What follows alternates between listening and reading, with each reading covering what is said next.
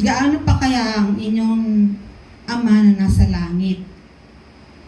Bibigyan niya ng mabubuting bagay ang anumang humihingi sa Kanya.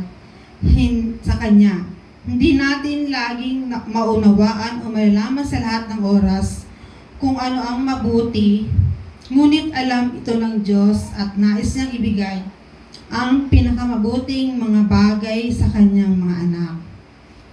Tatlong example, si Pablo. 3 beses na idinalangin ni Pablo na pagalingin siya ng Diyos sa isang karamdaman. Pero sa bawat panalangin, hindi ang sagot sa kanya ng Diyos. Bakit? Hindi pinagaling ng Diyos.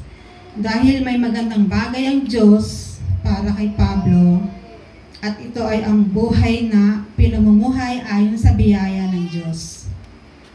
Tumigil si Pablo sa pananalangin para sa kagalingan at nagsimula siyang magalak sa kanyang kahinaan. Katulad din ni Job, di ba? Pinahintulutan ng Diyos si Satanas na pahirapan. Ganon din si Pablo.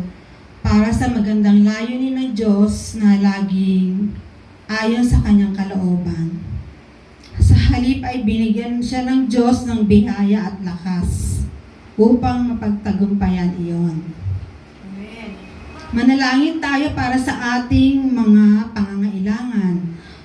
Ang pagbibigay ng prioridad sa kaharian ng Diyos ay ang isa sa mga kondisyon sa panalangin ayon sa Mateo 6:33. Ngunit higit sa lahat ay pagsikapan ninyo na kayo'y pagharian ng Diyos at mamuhay ng ayon sa kanyang kalooban, at ibibigay niya sa inyo ang lahat ng inyong pangangailangan.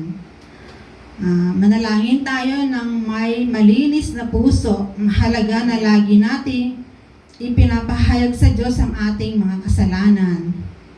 Sa awit 66 verse 18, kung sa kasalanan ako'y magpatuloy, di sana ako dininig ng Diyos. Manalangin tayo mula sa isang puso na puno ng pasasalamat.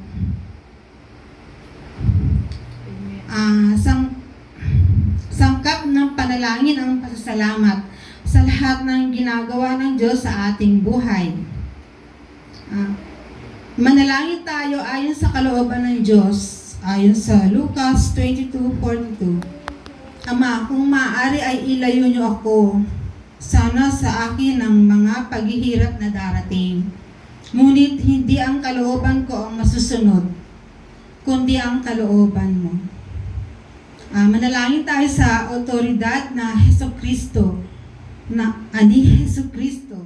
Si Jesus ang dahilan kung bakit tayo nakakalapit sa trono ng biyaya ng Diyos, Ama. At siya ang tagapamagitan sa Kanya. Isang condition sa panalangin ang manalangin tayo sa Kanyang pangalan. Di ba pag nagdadasal tayo, pagtapos ng panalangin natin, sa pangalan ni Jesus, Amen. Yun.